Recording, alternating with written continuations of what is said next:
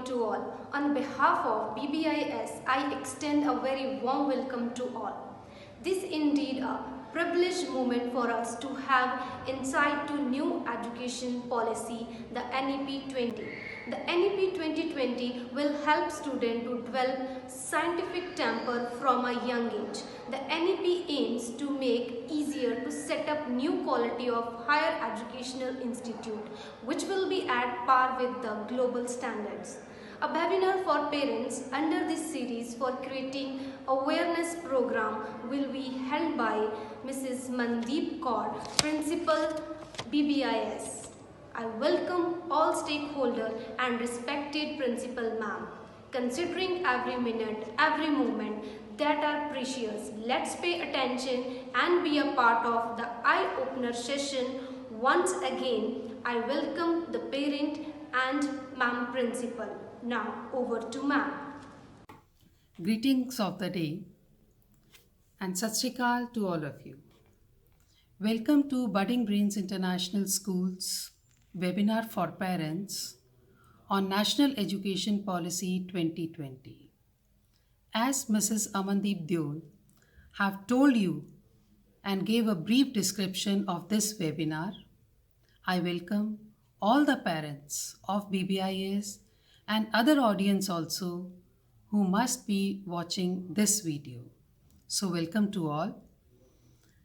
Dear parents, since last year, we all have been listening and reading about new education policy of the government. The government has introduced new education policy 2020. What this policy is all about? How the principles of this policy going to help the teachers, the parents, and of course the students. According to this policy, how the education system, how the whole structure is going to change, and what will be the outcomes of this new type of structure. So in today's webinar, we will be discussing all these points in detail. What impact it will have on the teaching learning process, how the teachers and the students will be affected by it. We will be discussing all these things in a very simple way and a common language, as we have mixed audience. So we will be using both the languages, English as well as Hindi, so that it should be clear to all the parents. All the parents, right from nursery to 12th, ਚਾਹੇ ਉਹਨਾਂ ਦੇ ਬੱਚੇ initial stage ਤੇ nursery 'ਚ ਨੇ ਜਾਂ ਫਿਰ passing out stage ਤੇ ਨੇ 12th ਕਲਾਸ 'ਚ, ਸਾਰਿਆਂ ਨੂੰ ਇਸ ਨੈਸ਼ਨਲ ਐਜੂਕੇਸ਼ਨ ਪੋਲਿਸੀ ਦੀ ਨੌਲੇਜ ਹੋਣੀ ਜ਼ਰੂਰੀ ਹੈ. They must know what this national education policy has stored for them and for their children.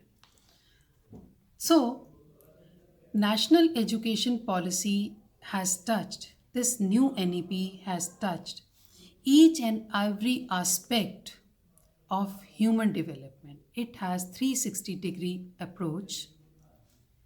May it be physical, may it be emotional, may it be mental health.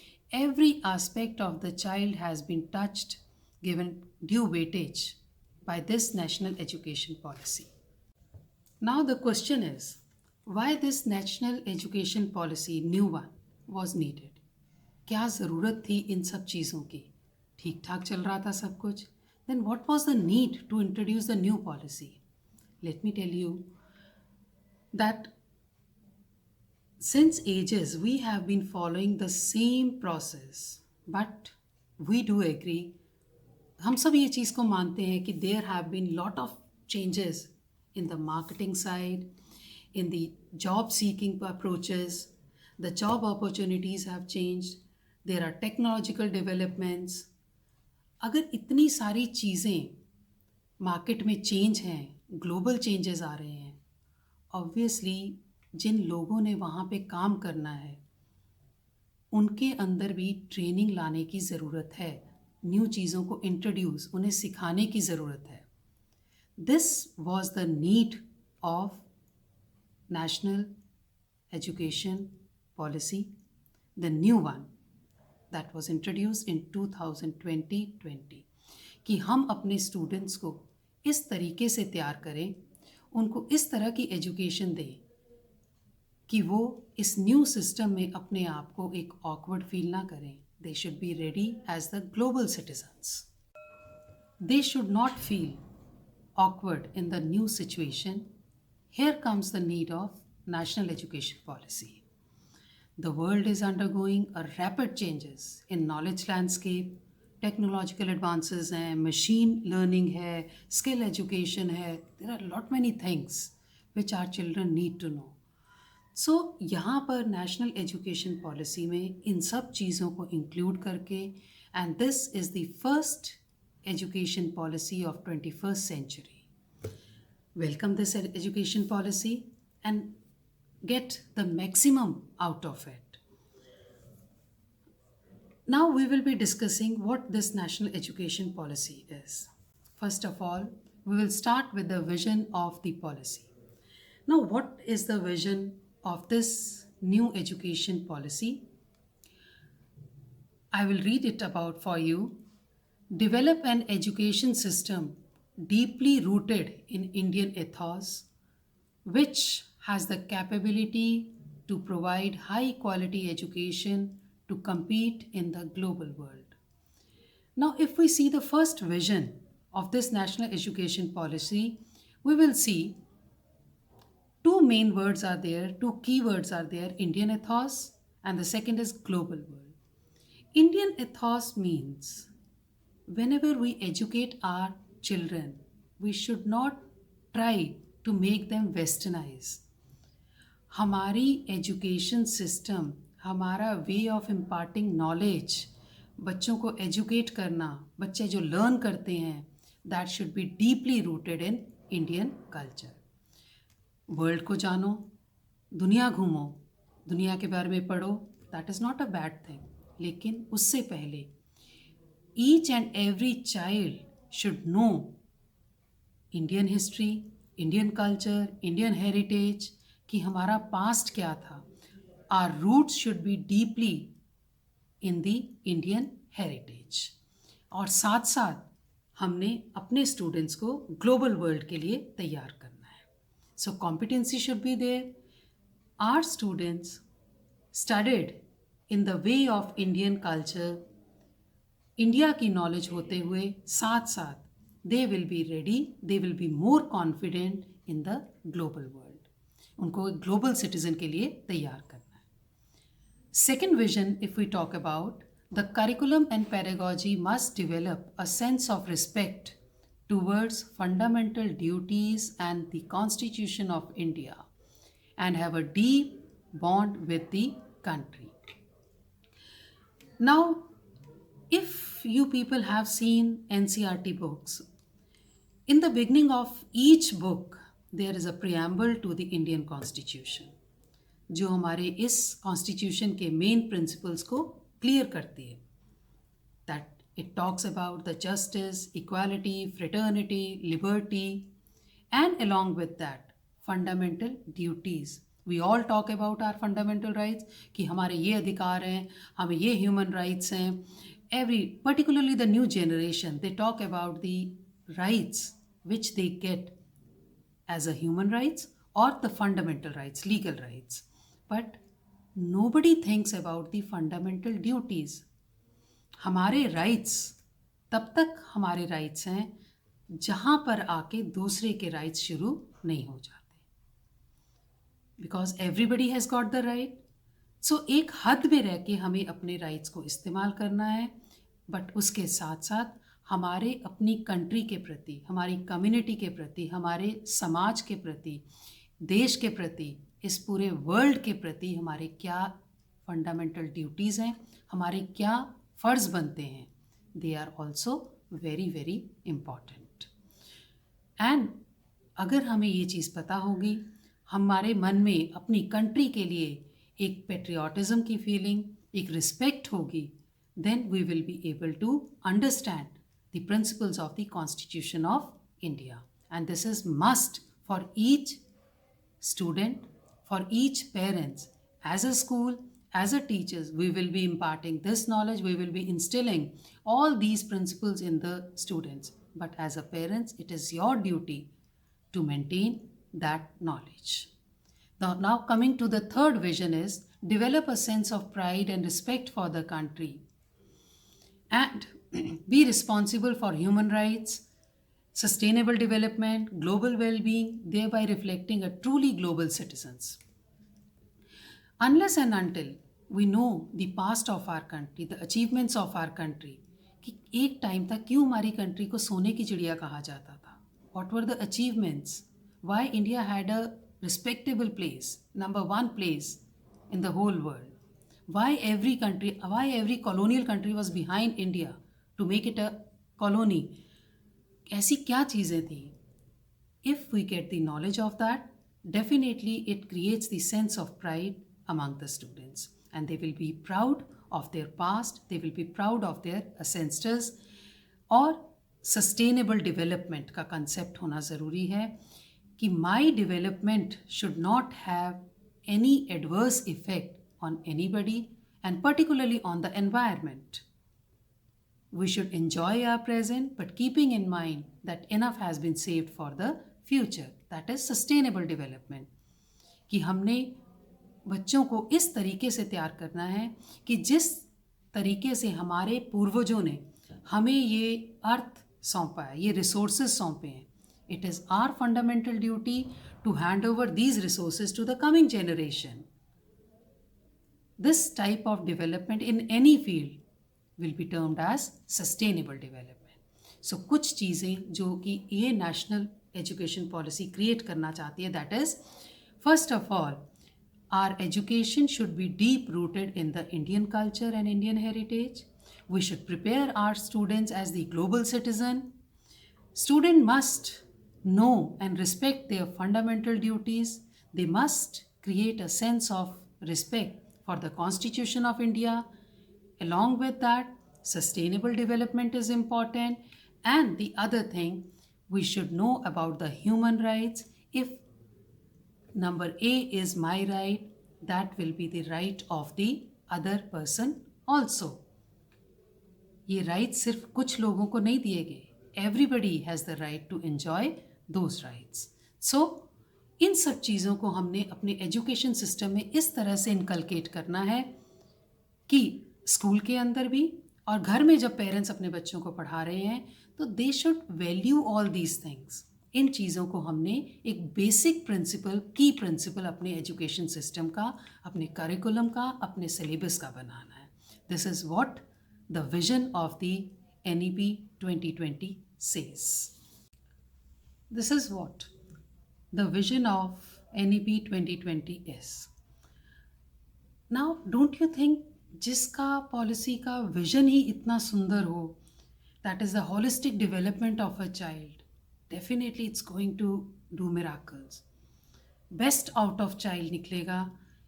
Best citizens, best global citizens हम लोग produce करेंगे.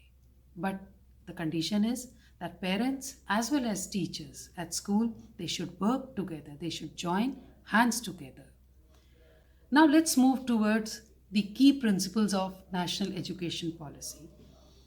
What are the key principles? The key principle number 1, very important, respect for diversity and local context. As we have talked earlier, that first of all we should know the achievements of India, we should know our country, we should explore our country. Why it is always there that unity in diversity, what this diversity is. कितनी languages, कितनी states हैं, कितने regions हैं, कितने धर्म हैं यहाँ पर, इन सब के बारे में हमें ज़्यादा नहीं, बेसिक नॉलेज तो हो कि क्या इस कल्चर में ऐसी कौन सी चीज़ें हैं जो इसको इतना रिच बनाती हैं, कितना कुछ एक्सप्लोर करने को है. So we should respect the diversity as well as local context, that is vocal for local. First of all, we should talk about our local things. Start from your own community, your surroundings, अपनी state के बारे में, city के बारे में, then move towards the whole country. और country के बाद देन डेफिनेटली शौक से वर्ल्ड के बारे में जानिए, लेकिन पहले कम से कम अपनी रूट्स का, अपनी जड़ों का तो हमें पता हो. Then let's talk about equity and inclusion. Now, if we talk about inclusion, what is inclusion? Inclusion means including everybody, bringing everybody at the same platform. We all agree कि हर कोई, हर बच्चा जो है वो गॉड गिफ्टेड है. किसी की mental ability थोड़ी ज़्यादा है, किसी की कम है, किसी को बाय बर्थ नेचुरल वे में कोई प्रॉब्लम है, लेकिन हमने इन सब चीज़ों के बेस पर किसी के साथ बायस्ड नहीं होना है. एट स्कूल और इन द कम्युनिटी और एट होम हमने सभी को बराबर रखना है. Like if we talk about gender bias, ये नहीं कि this work can not be done by girls and boys are equal, चाहे वो लड़का है या लड़की है. If any project by the board, by the school is there, it is equal to all and equal opportunities should be given to all. हाँ, कोई assignment है कि उसको एक बच्चा जो है हो सकता है कि वो 10 मिनट्स में सॉल्व कर ले, और हो सकता है दूसरे बच्चे को उसी असाइनमेंट को करने में आधा घंटा लग जाए, बट वो आधा घंटा उस बच्चे को मिलना चाहिए. हमने उस बच्चे का मेंटल लेवल राइज करना है, उसको वहाँ नहीं छोड़ देना. How can we compete one gifted child to the one who is having some such problem? उन सबको साथ लेकर चलना है. That is equity. अगर हम इक्वल प्लेटफॉर्म प्रोवाइड करते हैं, फेयर अपॉर्चुनिटीज़ देते हैं, then only we will be talking about equity and inclusion. Children with special need, उनको भी मौके मिलने चाहिए, और वो मौके उन्हें हमने देने हैं. Then comes community participation. School कहाँ काम करता है? स्कूल कम्युनिटी में काम करता है. स्कूल इस समाज में काम करता है. स्कूल के टीचर्स हैं, स्कूल के बच्चे जो हैं कहाँ से आते हैं? आसपास के एरिया से, समाज से, कम्युनिटी से. तो कम्युनिटी पार्टिसिपेशन भी होनी ज़रूरी है, जिसमें हम लोग कई बार कहते हैं कोई हम लोग social work, national social work हम लोग अपनाते हैं. ऐसी सर्विसेज होनी चाहिए जो हमारे समाज को सर्व करती हों. C encouragement and facilitation for philanthropic. इंसानियत सिखानी है, मॉरल वैल्यूज़ सिखानी है, हमने रिस्पेक्ट, शेयरिंग, केयरिंग, ये चीज़ें सिखानी है. Private and community participation. Private means individual participation should be there, and as a whole group participation should be there, because we cannot separate a school from the community, and we cannot separate community from the school, because both are complementary to each other. हमने उसी के दायरे में रह के काम करना है, उसी की बेटरमेंट के लिए काम करना है. Then comes use of technology. If we talk about the technology, the digital aspect, देश को हमने डिजिटल इंडिया बनाना है, और ये लेसन हमें 2020 से ज़्यादा और कौन मास्टर दे सकता है? अगर हमारी बच्चे, हमारे लर्नर्स इतने ज़्यादा टेक्नोलॉजी में एडवांस ना होते, वॉज इट पॉसिबल कि 2020 ईयर में घर बैठे हर बच्चे को लर्निंग करवाई जा रही है, हर बच्चे को एजुकेशन इम्पार्ट की जा रही है? That is what we talk about use of technology. हमने अपने आप को टेक्नोलॉजिकली भी एडवांस करना है. Then emphasise conceptual understanding. Rote learning ख़त्म होनी चाहिए. जो मुझे 6th में पढ़ाया, मैम ने पढ़ाया, मैंने रट लिया, पेरेंट्स ने उसको एक तोते की तरह रटा दिया, लेकिन उसका बेसिक कंसेप्ट कहाँ गया? उस एज में, उस पर्टिकुलर एज में बच्चे को जो उस कंसेप्ट के बारे में नॉलेज मिलनी चाहिए थी, वही नॉलेज आगे चल के बच्चे ने इलेबोरेट करनी थी. जो कंसेप्ट हमें 4th में या 5th में पढ़ाया गया, नेक्स्ट क्लासेस 6 और 7th में उसी की हम लोग इलेबोरेट करेंगे. लेकिन अगर वो कंसेप्ट हमें जूनियर क्लासेस में ही समझ नहीं आएगा, then you can well understand कि हम लोग उसको आगे कैसे इलेबोरेट करेंगे, हायर स्टडीज़ में कैसे कामयाब होंगे. So instead of having rote learning, answer लिखवा दिया मैम ने, बच्चे ने वर्ड टू वर्ड रट लिया, that will not no longer work. अब वो नहीं चलेगा. Now we have to change. Teachers have to change themselves, parents have to change themselves, and students definitely will be changed if both the ends, parents and teachers, are changed. So rather than the rote learning and learning for exams, learning का मतलब ये नहीं है कि मैंने अपनी answer रट लिया, मेरे को याद हो गया. That is the test of memory कि मेरी कितनी याददाश्त है, मैं कितना मैंने लर्न किया और मैंने कितना अपने पेपर में आके वॉमिट कर दिया. No, that concept needs a change. और इस पॉलिसी में करिकुलम इस तरह से फिक्स हैं कि ये सारी चीज़ें बच्चों में अपने आप आएंगी. Then comes unique capabilities, recognizing, identifying them in each student. Every child is a gifted child. And if we say that every child is a gifted child, we cannot ignore the hidden talent, hidden potential of the child. एक बच्चा हो सकता है academics में बहुत अच्छा हो, लेकिन वो बच्चा फिजिकल एजुकेशन में अच्छा नहीं है. ऑन दी अदर हैंड, एक बच्चा फिजिकल एजुकेशन में अच्छा है, क्रिएटिविटी बहुत है, आर्ट एंड ड्राइंग में बहुत अच्छा है, लेकिन उसकी लर्निंग उतनी नहीं है. तो इन सब चीज़ों को ध्यान में रखकर उसी के अकॉर्डिंगली इस पॉलिसी में हर बच्चे के लिए कुछ ना कुछ है, ताकि उनका अपनी पोटेंशियल्स सामने आ सके. And then comes the critical thinking and creativity. We say engage the child, बच्चे को काम दो, let the child do it himself. हमने उसको नहीं डिक्टेट करना. We will be there to help them out, parents will be there to help them out, लेकिन करने बच्चे को दो. आज गलत करेगा, कल गलत करेगा, लेकिन after that definitely he will come to the trap. बच्चे को काम करने दो और एंगेज करो. उसके बाद बच्चा डिस्कवर करेगा चीज़ों को अपने आप. आज गलत हुआ है, सही कैसे करना है मैंने. देन डिस्कवर करने के बाद वो बच्चा जो है उसको एनालिसिस करेगा. जब एनालिसिस होगा कि मैंने ये ठीक किया है या गलत किया है, मैं इसको कैसे ठीक कर सकता, बच्चे में एक क्यूरोसिटी आएगी. And teachers are there to help and to pacify the students, to answer all the queries. And last, the student will become, the child will become creative himself. खुद क्रिएट करेगा, और जो नॉलेज उसको उस creation से होगी, उस तरह की नॉलेज, उस तरह की लर्निंग ना कोई टीचर दे सकता है, ना कोई पेरेंट्स दे सकता है. देन अब ये सारा सिस्टम जो है, it needs assessment. Definitely for promotions we need assessment. अब असेसमेंट का जो सिस्टम है, पहले क्या था, पेन एंड पेपर टेस्ट हो गया, बच्चे से ऑरली सुन लिया, बच्चे से लिखवा लिया, बच्चे को अगर याद आ गया उसने लिख दिया, अगर कहीं पे अटक गया तो सारा काम खराब हो गया.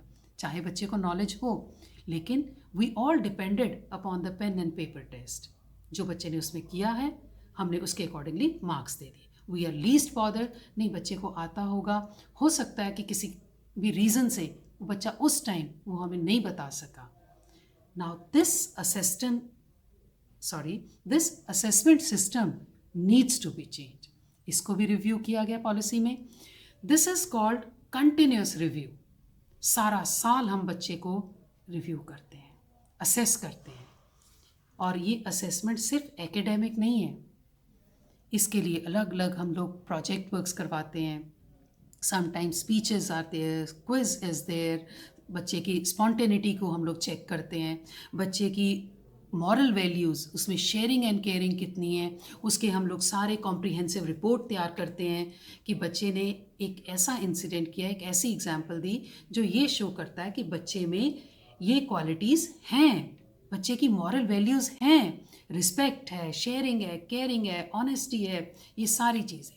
सो बच्चा सिर्फ पेन एंड पेपर के अकॉर्डिंगली असेस नहीं हो, उसकी जितनी भी क्वालिटीज़ हैं, होलिस्टिक उसकी जो क्वालिटीज़ हैं, चाहे वो एकेडमिक है, चाहे वो इमोशनल है, चाहे वो फिज़िकल है, इन सब चीज़ों को असेस करके कंटिन्यूस असेसमेंट, कंटिन्यूस रिव्यूज़ सारा साल चलते रहते हैं. And for this purpose patience teacher में भी चाहिए, स्कूल में भी चाहिए और पेरेंट्स में भी चाहिए.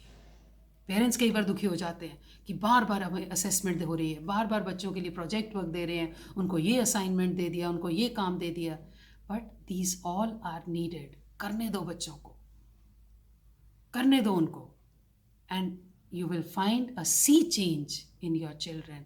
ये जो कमिंग जनरेशन है, they will be very sharp, and you will be surprised to see the changes, the outcomes of this new education policy. And of course, I again say it is possible if we follow it in a true sense. अगर हम लोग इस policy को इसकी spirit के साथ follow करेंगे तो definitely we will be successful in producing very responsible citizens, and our own children will prove that. Now coming to the next part, that is transforming curricular and pedagogical structure. Earlier क्या होता था, बच्चे को हमने nursery में admit कराया, nursery LKG UKG, then we started first up to 10th में आके एक बोर्ड एग्ज़ाम हुआ, उसके बाद 2 classes I +1 and +2. That is why it was called 10+1+2, right. लेकिन अब इसमें जो मिनिस्ट्री ने चेंजेस किए हैं, जो बोर्ड ने चेंजेस किए हैं, now this system will be reviewed as, that is we will call it 5+3+3+4. We will start from the bottom. We will talk about the 5 years, first 5 years. First 5 years are called foundational stage. That is when your child is in nursery, promoted to LKG, फिर वो चला गया UKG में, फिर वो आए first and second, 5 years complete.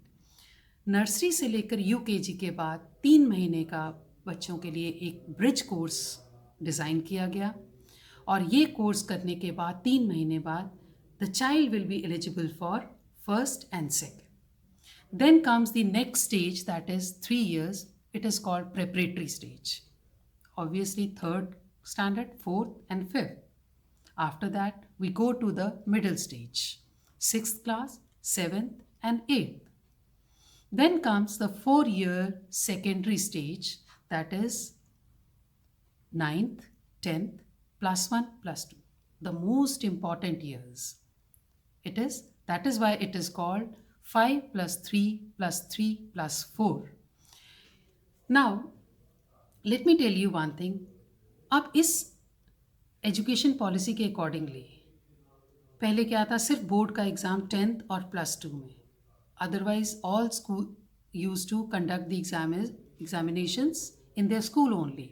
बच्चे ने क्या किया, क्या नहीं किया, बच्चा प्रमोट हुआ, कैसे प्रमोट हुआ, दैट वाज ओवर. लेकिन अब the board is planning for such exams जो कि उनकी एक टर्निंग पॉइंट होगा grade 3 में, grade 5 में, grade 8 में, and of course 10th and +2. So these will be the turning points in each child's age. उसकी जो schooling है, that will be 5+3+3+4. It means school age includes 5+3+3+4. Last 4 years, 9, 10, +1, +2. All years are very very important for children, foundational से लेकर last secondary तक. Now let's move towards the competency based teaching, learning and assessment. Now what is this competency based? Means the knowledge provided to students, education imparted to students should be such that child should be ready for all sort of competitions, mental competition ho, physical competition ho, the child should be ready for that. Now for this, in all means, the school will be promoting the critical thinking, analytical thinking among children.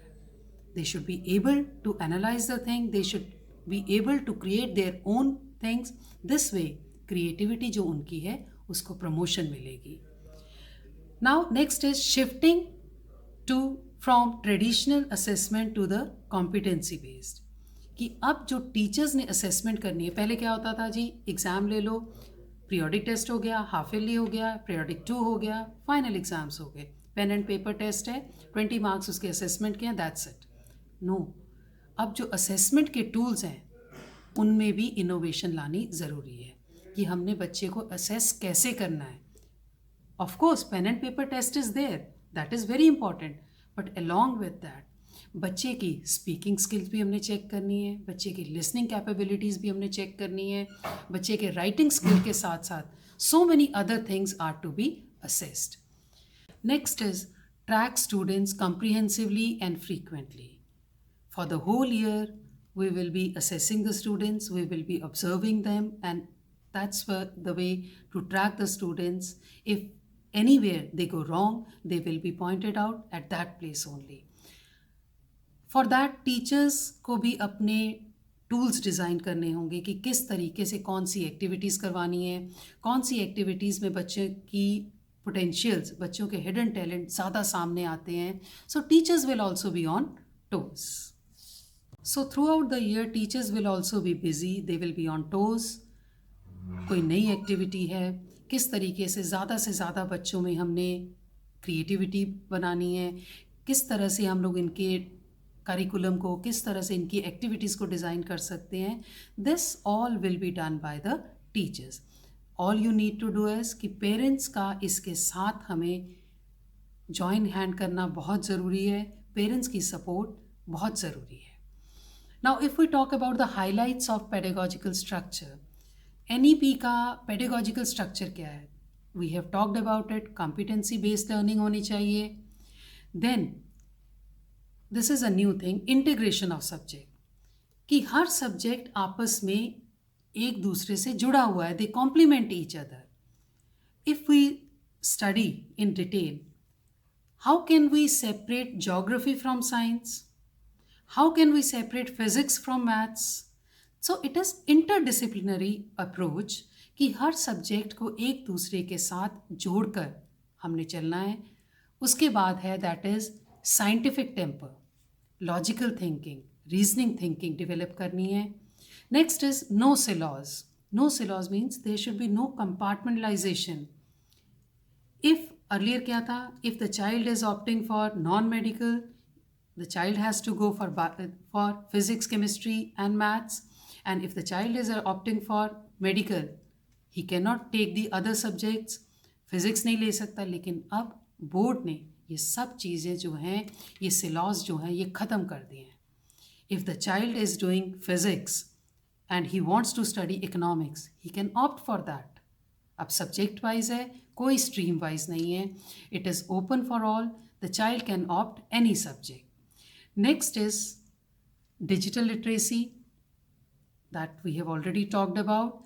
Then comes multilingualism.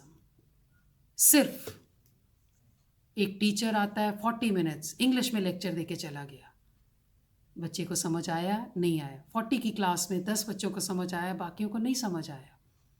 Nobody bothers about that because it is an English medium school. That is why we have to talk in English. The medium of instruction should be English.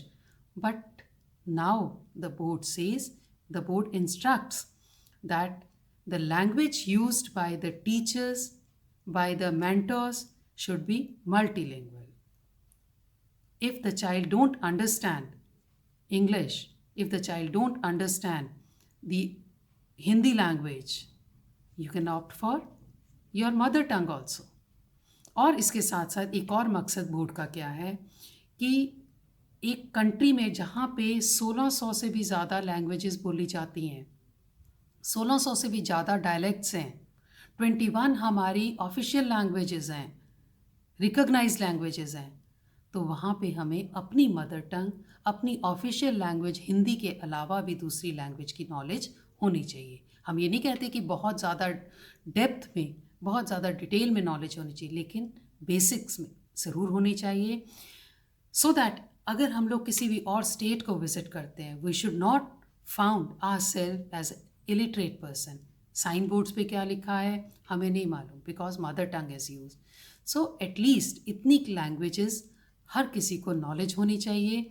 और इसके लिए school जो है, अलग अलग projects जो हैं, हम लोग उनको ऑप्ट करते हैं. एंड फॉर दिस पर्पस अलग अलग तरह के प्रोजेक्ट्स बोर्ड हमें सजेस्ट करता है, टीचर्स खुद क्रिएट करते हैं ताकि बच्चे को सिर्फ वो एक कुएं का मेंढक ना बन के रह जाए। एक भारत श्रेष्ठ भारत, हर चीज़ की नॉलेज उसको होनी ज़रूरी है। Now moving towards the 21st century skills in the classroom. NEP ने ये नए स्किल्स जो इंट्रोड्यूस किए हैं, we will talk about that is collaboration, group activities. कोई एक्टिविटी इंडिविजुअल है, कोई एक्टिविटी ग्रुप एक्टिविटीज़ हैं, all the students participate in that. Then comes digital literacy, problem solving, बच्चे को एक केस स्टडीज़ दी जाएं ताकि बच्चा अपने आप उसको सॉल्व करने के काबिल बने। Then communication is not only कि talking to each other, how to convey your message to the world. अपनी चीज़ों को, अपने विचारों को, अपने व्यूज़ को हमने कैसे पहुंचाना है। और धीरे धीरे बच्चे में क्रिटिकल थिंकिंग आएगी, क्रिएटिविटी आएगी, सोशल रिस्पॉन्सिबिलिटी आएगी, कई चीज़ें एथिक्स आएंगी बच्चों में जब वो इकट्ठे मिलके काम करेंगे, जिसकी हम लोग हमेशा ये सोचते हैं कि आजकल की सोसाइटी में, आजकल के बच्चों में ये एथिक्स की कमी है। कोई कमी नहीं है, कमी हमारे में है, as a teachers, as a parents. बच्चे तो एक गीली मिट्टी हैं, जो सिखा दोगे सीख जाएंगे, जितना उनको तराशोगे उतना निखर जाएंगे वो बच्चे। अब इसमें एक बात बहुत इम्पॉर्टेंट है, if you see, that is health and fitness. इसके लिए government time to time fit India movement, कितने खेलो इंडिया मूवमेंट, बहुत से ऐसे प्रोग्राम्स हैं कि बच्चों की हेल्थ और फिटनेस, हेल्थ में सिर्फ फिज़िकल हेल्थ नहीं, mental health also is very important. हमारी फूड हैबिट्स अच्छी होनी चाहिए, बच्चों को इस चीज़ की नॉलेज दी जाए। This is very important. So these are some of the 21st century skills that are encouraged by NEP 2020. So these are certain 21st century skills that are encouraged by the board from time to time. Now coming towards the introduction of contemporary subjects, जो नए subject हैं जो आज की ज़रूरत को पूरा करते हैं। First is artificial intelligence. Artificial intelligence has been introduced by the board. Artificial intelligence that satisfy हमारी जो digital needs हैं, that are satisfied by such subjects. Along with that, holistic health, mental as well as physical, data science, organic living, design thinking, machine learning. सो ये सारी चीज़ें जो हैं government introduce कर रही है। बोर्ड जो है CBSE बोर्ड इसको इंट्रोड्यूस कर रहा है for the benefit of students, and students will be able to study them at so early stage. This is the most welcome policy of NEP. Now let's move towards the next topic, that is knowledge of India. As we talked earlier कि पूरी की पूरी national education policy का main मकसद है कि लोगों को, स्टूडेंट्स को, बच्चों को एट अर्ली स्टेज अपने इंडियन कल्चर, इंडियन हेरिटेज के बारे में नॉलेज देना। देयर नॉलेज, चाहे वो किसी भी चीज़ की नॉलेज करे, वर्ल्ड के किसी भी पार्ट की, but it should be deeply rooted in the Indian culture. So the next part जो मेन NEP का एक हिस्सा आ जाता है, that is knowledge of India.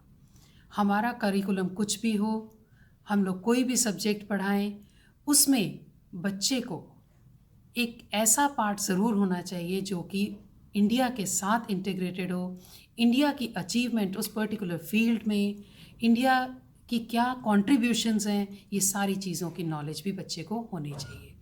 And if we talk about the knowledge of India, it is mainly the knowledge from the ancient India, how India was so proud, what India achieved in the past, India का फोक क्या है, Indian लोगों की health requirements क्या हैं, tribal people क्या है, diversity कैसे बनती है, डाइवर्सिटी इतनी ज़्यादा कॉम्प्रीहेंसिव कैसे है।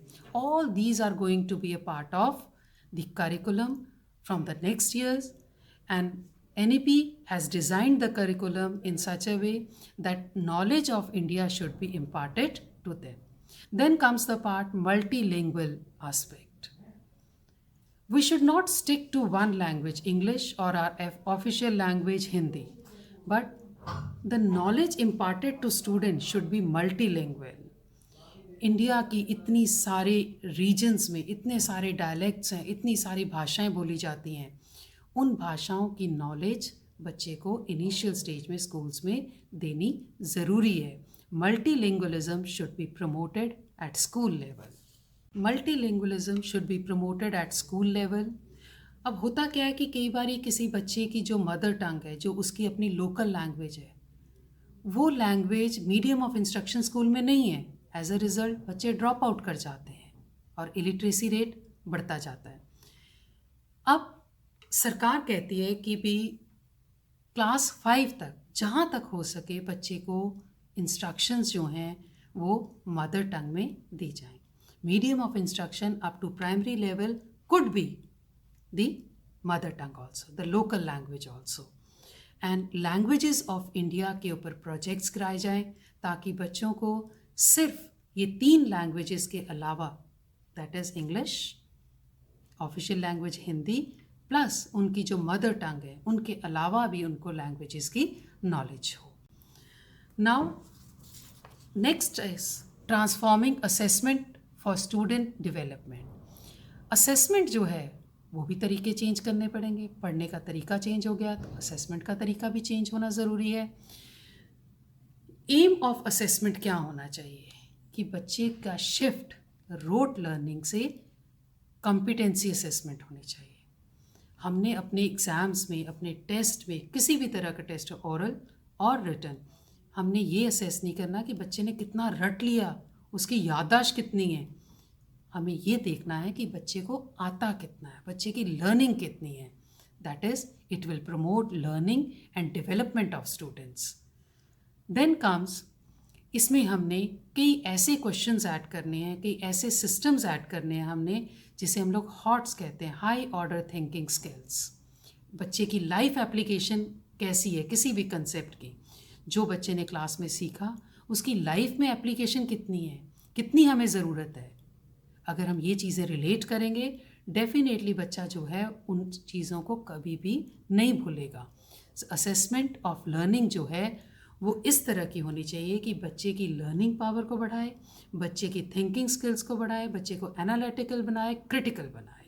These are very important things that to be added in the coming curriculums.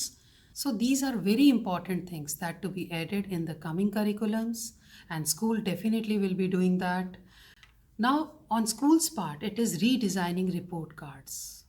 Report cards भी ऐसे हों जिसके अंदर बच्चे के सिर्फ एकेडमिक परफॉर्मेंसेस को ना असेस किया जाए. रादर हर आस्पेक्ट को चेंज करने की ज़रूरत है, हर चीज़ को ऐड करने की ज़रूरत है. पूरा साल हम लोग बच्चों से प्रोजेक्ट वर्क्स कराते हैं, बच्चों को अलग अलग एक्टिविटीज़ करवाते हैं, असाइनमेंट्स देते हैं उनके साथ.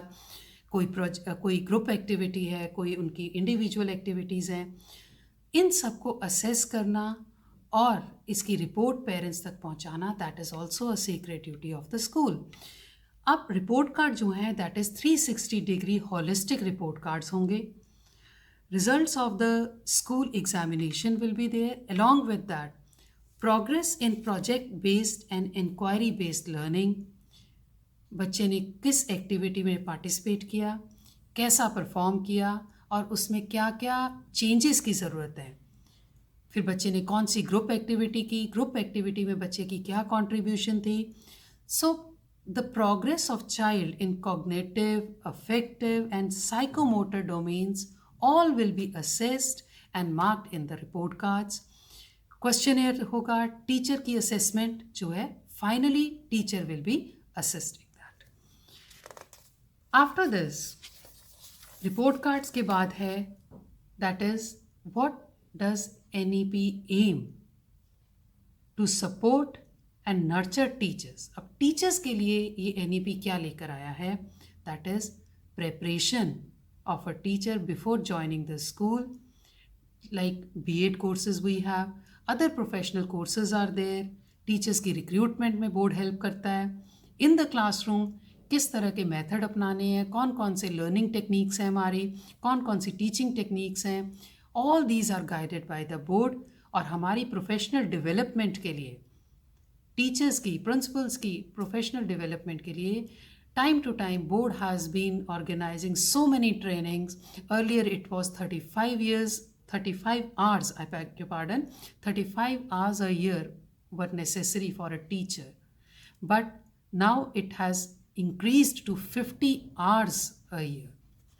हर साल 50 आवर्स की ट्रेनिंग जो है टीचर्स के लिए कंपल्सरी है, to just to motivate them to come at par with the contemporary things. जो प्रेजेंट हमारी नीड्स क्या हैं उन सब के साथ टीचर्स को किस तरह से हमने जानू करवाना है, किस तरह से उनको हमने ये चीज़ें सिखानी है.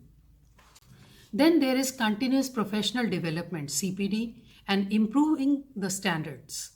अब इसमें हर टीचर को कि किस बच्चे को किस लेवल पे डील करना है, इंक्लूसिव चिल्ड्रन है, कोई गिफ्टेड चिल्ड्रन है, उनके साथ टीचर का बिहेवियर, टीचर ने उनको कैसे अटेंड करना है, उनमें हर हिडन पोटेंशियल को किस तरह से प्रमोट करना है, that is the training given by the board from time to time.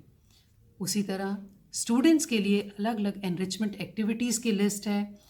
Like maths में we have from the board CBSE Aryabhatta Ganit challenge, and time to time हम लोग भी ये अपने ऐप के ऊपर, अपने व्हाट्सएप ग्रुप्स के ऊपर पेरेंट्स को हम लोग ये कॉम्पिटिशन्स के बारे में, पेरेंट्स की पार्टिसिपेशन के बारे में मोटिवेट करते रहते हैं. Then there is Indian heritage quiz, Ek Bharat Shreshtha Bharat, CBSE science challenges are there, science exhibitions are there, in which the CBSE schools all over the country participate in that. Khelo India, in which parents as well as students can participate. Expression series, उनके writing skills को improve करने के लिए, reading challenges, उनके reading part को improve करने के लिए board has been conducting different competitions for the students, and this information we always share with the parents, that if the parents want to participate they are also welcome, and if they want to give any sort of guidance to their own children, that is also welcome. अब ये सारा system जो है, क्या किस तरह की trainings teachers की होंगी, बच्चों के लिए क्या एक्टिविटीज़ होंगी, बच्चों को पढ़ाने के तरीके क्या होंगे, if the teacher Mrs that training part, तो ये सारी चीज़ें the board has launched on Diksha portal. Diksha portal है, Diksha app है. You can go to the CBSE site and open this portal, and there are different like NCERT course material is there, handbook for students on e-waste, online study material is there, question bank is there, how to just improve your capabilities.